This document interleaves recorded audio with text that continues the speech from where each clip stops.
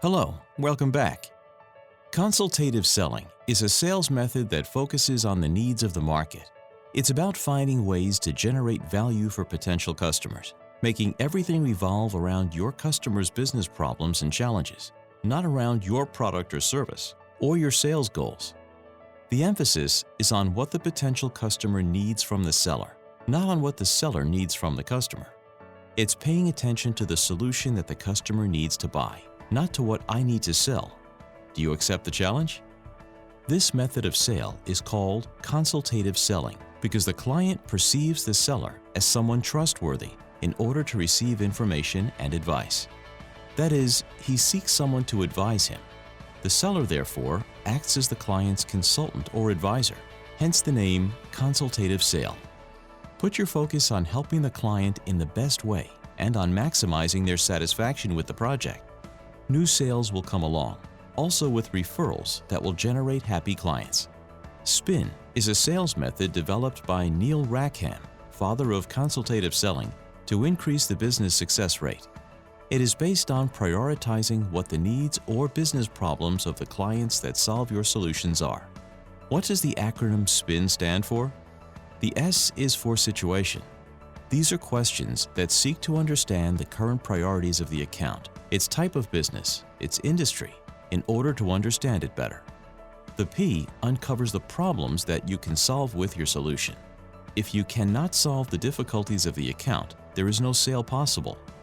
Implication are questions about the consequences or effects that would be generated to the client for not solving their problems. They help you understand the seriousness or urgency of the matter, and they enlarge the size of it in your perception. Give your client a dimension of the problem to self-generate the concern to solve it. The N would be the benefit. These are questions that highlight the value and usefulness of your solution before the eyes of the client, highlighting the positive aspects of it and how it solves the negative effects of the problem. It helps to focus the customer's attention on getting the solution, and that it is he himself who manages to list the advantages of acquiring it, thanks to having understood the value. Let's think about examples of situation questions that we can ask to detect Microsoft Azure's sales. Do you have a data backup or backup system that is agile and reliable? Have you ever had a crash in your billing system and databases caused by power outages, viruses, or disk breaks? Is the provider you currently have to maintain the servers too expensive and slow to respond? Are you planning to take advantage of new technologies in the cloud to solve business priorities of the company in the next 6 months? What are those projects or software in the cloud that you're going to hire? Let's also think about examples of situation questions that we can ask to detect Microsoft Office 365 sales. Are you already using Office 365? That is, Office in the cloud? If not, do you work with traditional Microsoft Office? Not the cloud one, but the one installed only on the PC. Is the automatic backup of information handled by managers an issue to be solved? Is it an objective of the company to reduce the costs of Office licenses? Did they know that acquiring the new Office in the cloud can reduce 23% the cost to use software, and that they can have all data backed up automatically online? Something that we must handle very well as business people that we are is when an interested party or prospect becomes an opportunity or qualified lead. For this, we will apply the BANT system. What does it consist of? BANT says that a qualified lead must meet 4 letters to truly be an opportunity.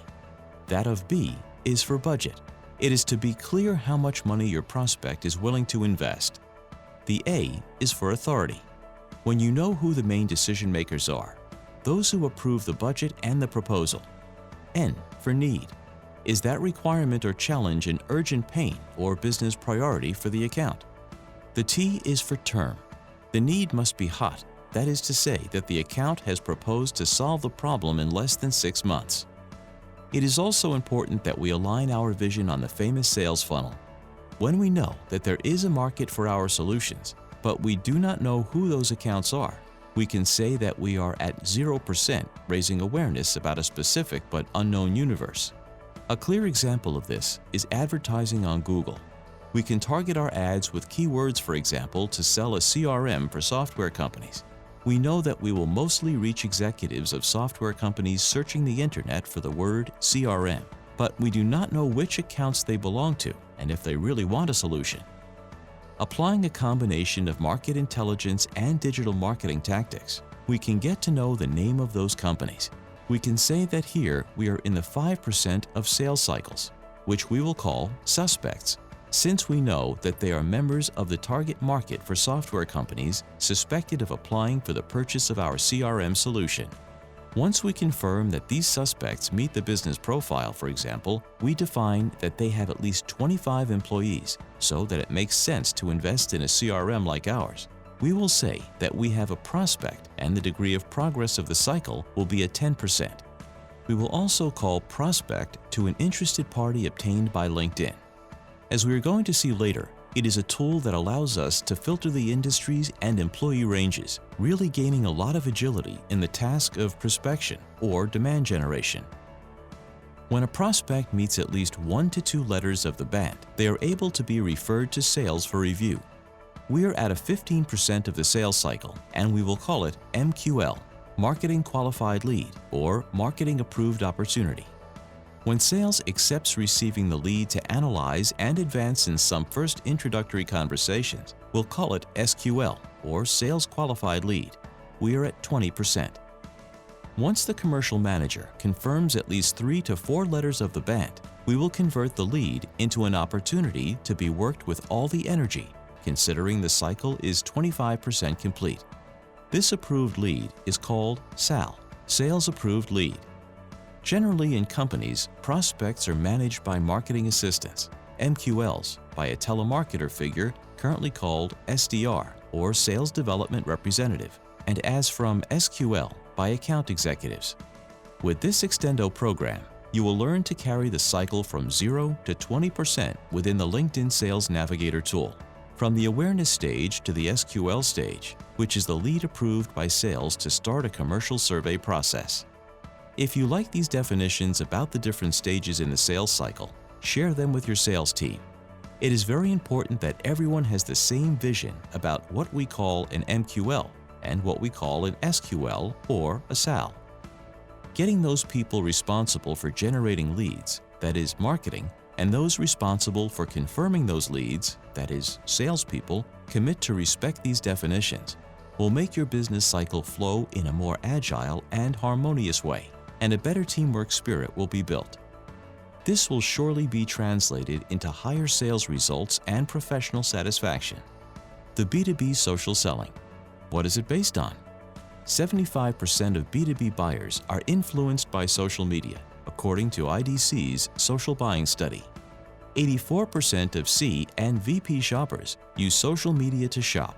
65% of buyers are willing to contact a seller after they have made the purchase decision. According to Harvard, more than 90% of cold calls do not progress. According to HubSpot, 78% of marketers using social media perform better than their peers. 98% of sales reps with more than 5,000 LinkedIn connections meet or exceed their quota. More than 70% of B2B purchasing decision makers use social media to help their decisions. According to LinkedIn, 81% of buyers are more likely to commit to a strong professional brand. 92% of B2B decision makers engage with sales professionals if they are known leaders in their industry. 90% of decision makers never answer a cold call, but 75% of B2B buyers use social media to make purchasing decisions. B2B social selling is a sales strategy on LinkedIn to generate interested parties or prospects in your solutions. It requires a well-thought-out plan, dedication of time and patience, but it is also an exciting challenge and will give you greater satisfaction than other marketing tactics. To do social sales, you need to forget your hunter or fisher skills for the day. With this Extendo program, you will be a farmer for 3 months, and you will get better results. Are you ready? With a social selling plan, you will achieve market reach, network of contacts, awareness of the benefits of your solutions, positioning of your company, and relationships with your community of buyers on LinkedIn to detect interested parties or prospects and accelerate sales cycles. Additionally, LinkedIn will help you connect and detect talent for your company or business. The rules of the game will be the following. Cultivate a good habit and patience, dedicating 1 hour a day to moving forward and controlling your plan. After this program, commit to optimize and renew your plan every 3 months to increase and enhance your results every quarter. Delegate or outsource the tasks that you do not have time to perform, but do not abandon the plan. If you maintain consistency and persistence, your sales will increase significantly throughout the fiscal year. Consider first all of the following. Who are you going to talk to? If you are going to speak to finance executives, you must be formal and have a very sober profile. If you are going to contact young professionals, you can have a more casual profile. Generate digital empathy. Paula is a director at Extendo. She promotes some of our solutions for human resources directors, also to companies in the United States, and that is why her title or profile motto is in English, since it is the universal language. The title of the profile is decisive. You can reflect your position or also the business benefit of the solutions you sell, so you must be clear and seductive.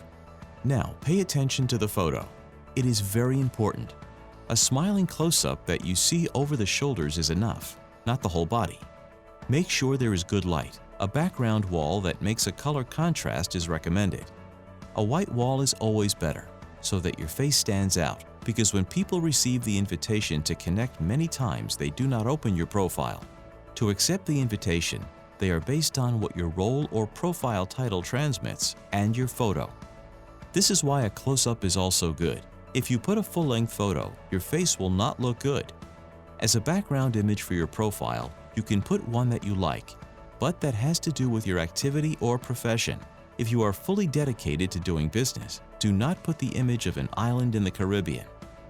Let's see another example. This is Marco Ferreira, running from his profile a campaign to promote data center solutions for systems directors of Argentina.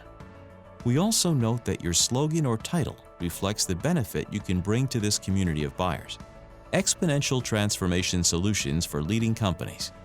This is Mercedes from Extendo, running from her profile a campaign to promote Azure solutions for systems directors of Mexico. We note that her profile also reflects the benefit that this community of buyers can offer. Other aspects that you should take care of is the clarity of the information in the rest of the profile. Associate the company for which you work. Specify the functions you perform in the position or role. Adding the institutions in which you studied is also necessary, for it can give you a greater capacity to generate contacts. It could happen that a person you are trying to reach has attended the same institution. This is a good point to mention and break the ice. Participating in the same LinkedIn groups as your buyer communities is a good strategy to connect people. You can mention this common point to the contact to generate affinity and empathy. It is also good to follow the companies to which you are wanting to sell to be aware of their latest news. It could happen that you discover possible challenges to be solved with your solutions. Mention these topics in the internal messages that you will send to the contacts and how your products and services can help. For example, Paula sells e-commerce solutions for companies and is a follower of the Institute's website, a regional organization that promotes the development and expansion of digital commerce in Latin America. Surely many of your potential clients are followers of this page, and there you will find common conversation topics to generate empathy. Review the common connections with your target contact and analyze whether it is convenient to reach him through a contact you both know. Ask your known contact to collaborate with you with a brief presentation where, if possible, he or she mentions a success story related to the industry of the person you are aiming to reach. A good habit is to select your target contacts as recommended people for the skills that LinkedIn presents us, as long as you have been able to check the experience they have in their profile. That way, you will help them to be identified for possible employment or business opportunities. You will also generate greater affinity and the possibility of approaching your contacts. Simply select the person's button when LinkedIn presents you with this option, if you think that person is the right person for that skill. Well, let's get to work. In our online learning platform, you will find the document called Workshop 02. Completing the information requested there, you will fine-tune your profile on LinkedIn. Within the same platform, you can ask for support from our team of experts who speak both Portuguese and Spanish for any questions or queries you have to put together your plan. You can count on us